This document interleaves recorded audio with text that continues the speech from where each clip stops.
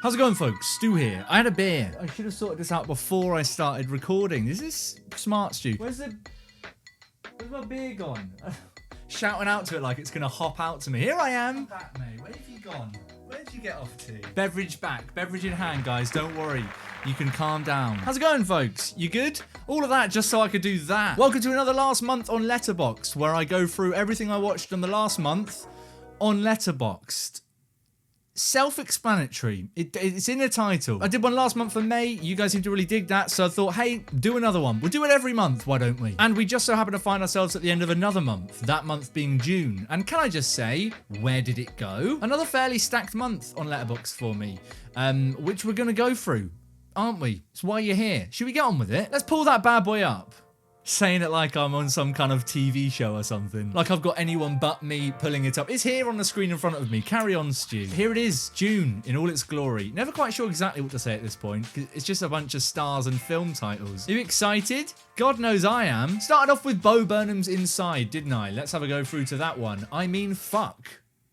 Couldn't have said it better myself. I think I actually watched this before June the 1st, because it came out at the end of May. But I'm not going to lie, I wasn't sober when I first watched it, so I felt like I couldn't really review it because I hadn't given it the attention it so needed. So I watched it again with my girlfriend who hadn't seen it, and we gave it the attention that it needed, and it really did. Yeah, it was amazing, blew me away. It wasn't going to not blow me away, I love Bo Burnham, but I was genuinely surprised and very, very impressed by what he did manage to make, right? Straight up, it's some of the best cinematography I've seen all year, and it's just him shooting it on his own in his room. Beautiful to look at. Songs are catchy as hell. There was like a little period there at the beginning of June where he hadn't released the soundtrack on Spotify and it was just killing me. Get it out there, Bo. But then he did, and I don't listen to anything else now. 4.5 stars. You did good, Bo. You did good. Let's see what was up next. Raya and the Last Dragon. 3 days between that. That must have been a dry week for movie watching. Raya and the Last Dragon was one which I've been quite excited to watch for a long time. Did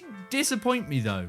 I was a bit let down by Raya and the Last Dragon. Let's find out why. For like blue piece. Here's what I did earlier. Disney are getting should we be worried levels of good at this animation thing, huh?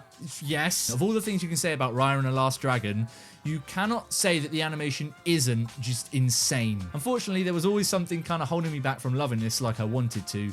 Might have been the comedy, or some of the voice cast, or the music, or the screenplay, probably a mixture of it all. Was just kind of waiting to love this and only ever really felt, wow, this is pretty. I didn't love it. I can't really pin exactly what it was. Something about the voice cast didn't really click with me, and I found the comedy didn't really work for me, particularly at the beginning. Like, it's a very Gen Z script at the beginning, which I've never felt as old as I have just felt saying that. So also very on the nose. And I know that's kind of a bit of an unfair thing to say about Disney because, you know, whatever you think about Disney, I mean, it's obviously not going for a lot of subtlety. They're just kids animated films that you're there for a good time with. But that doesn't excuse how on the nose the themes in this film are. The themes of trust.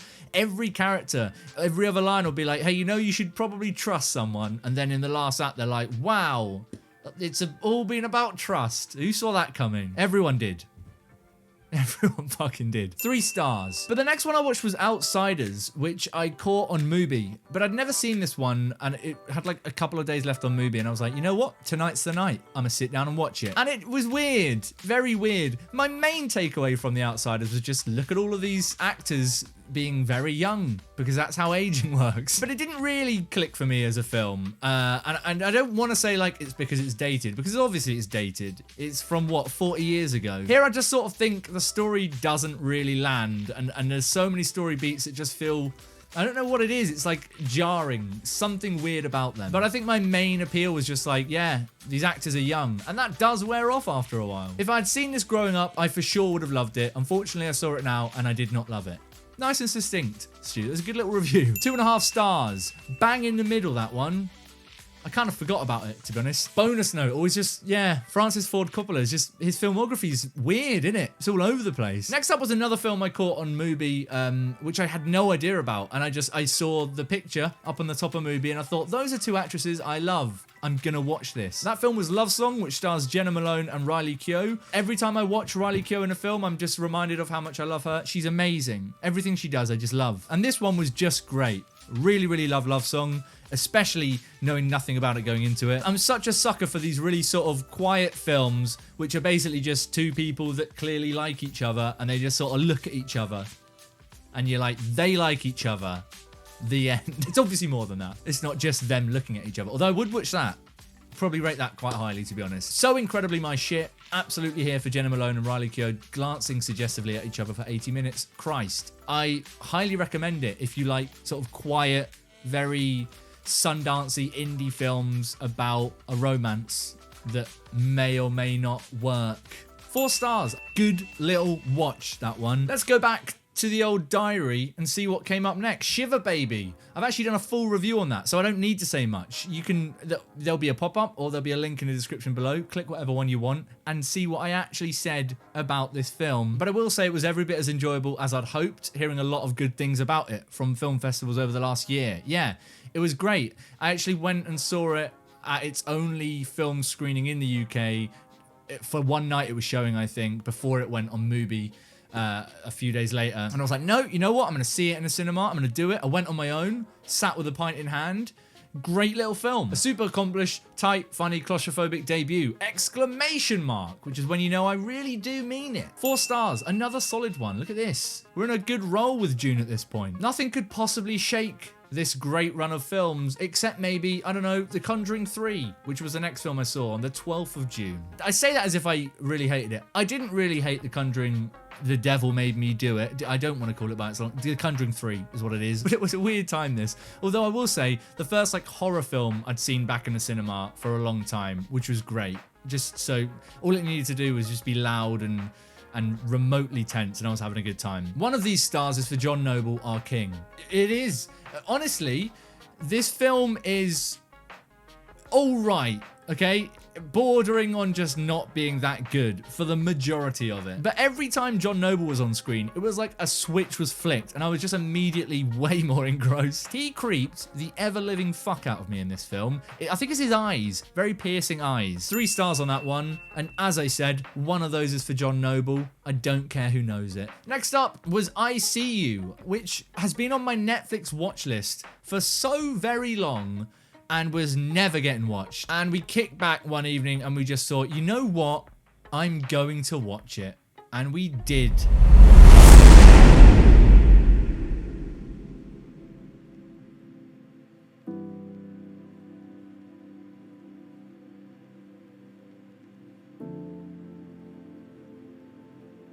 And this was a really nice surprise. Not necessarily in the sense that I was expecting it to be bad, but surprising because the first half of this film really wasn't working for me at all. Something just wasn't clicking, and it felt very kind of, I don't want to say low budget because low budget doesn't mean it's going to be bad. That's not a connection that I want to be making in people's minds, but it felt like it was trying to do more than it was able to do, and so it just always felt a bit, not really working. But then, halfway through, and I don't want to spoil this film, but it does something that just completely sweeps the rug out from underneath you. And as soon as it did that, I was just completely on board with it. And the rest of the film, I really, really enjoyed. Knew absolutely nothing going into it. Definitely delivered some cheeky reveals. 2 hashtags in one review. That's when you know it's definitely delivered some cheeky reveals. Super interesting, fluid moving of protagonists and antagonists. Cracking stuff. I gave it 3.5 stars. Next up, I watched The Killing of 2 Lovers, which is also out in the cinema at the moment, but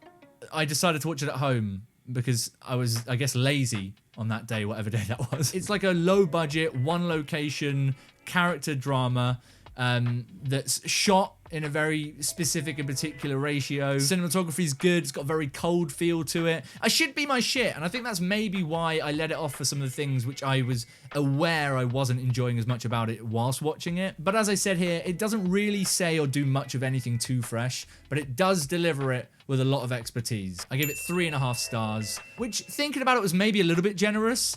But I do think that it does get enough points for me for the way it is looking and the way it's put together and edited and all that stuff and the way it's performed. Yeah, you know what? I was about to talk myself out of a 3.5 stars, but I'm sticking by my guns on that one. I'm sticking by my guns.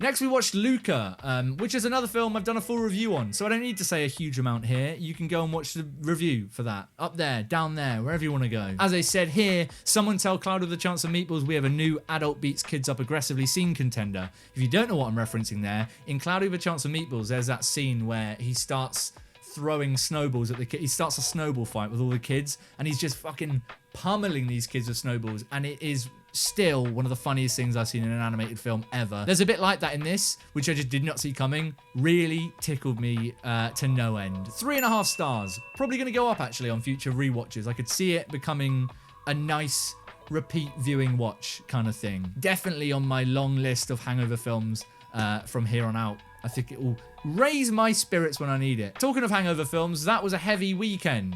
It was. And that Sunday, I was very hungover, and I put it to Twitter to suggest me some hungover films to watch, and I ignored all of you. I don't know why I asked, because I'd had this film in my head for a while, and I was like, you know what, I'm waiting till I'm hungover because it's going to be the exact tone I need. That film was Uncle Buck, which is obviously a John Hughes classic with John Candy. I think I just subconsciously knew I needed John Candy in my life on a hungover day. Rest in peace. There's not really much else to say here. I was hungover, I needed candy, and candy delivered, which I think is quite a fun little play on words from me there. I'm quite chuffed with myself. Needed candy, you know, Candy the film star, Candy the sweet that will fuel you if you're hungover. Don't need to explain it. Should have got more love. Maybe the greatest joke ever made on Letterboxd. We'll move past it. Also, another thing about Uncle Buck is that I just love sassy young Macaulay Culkin in that era of films where he's like, I don't know, in a home alone. That I just fell into that one, didn't I?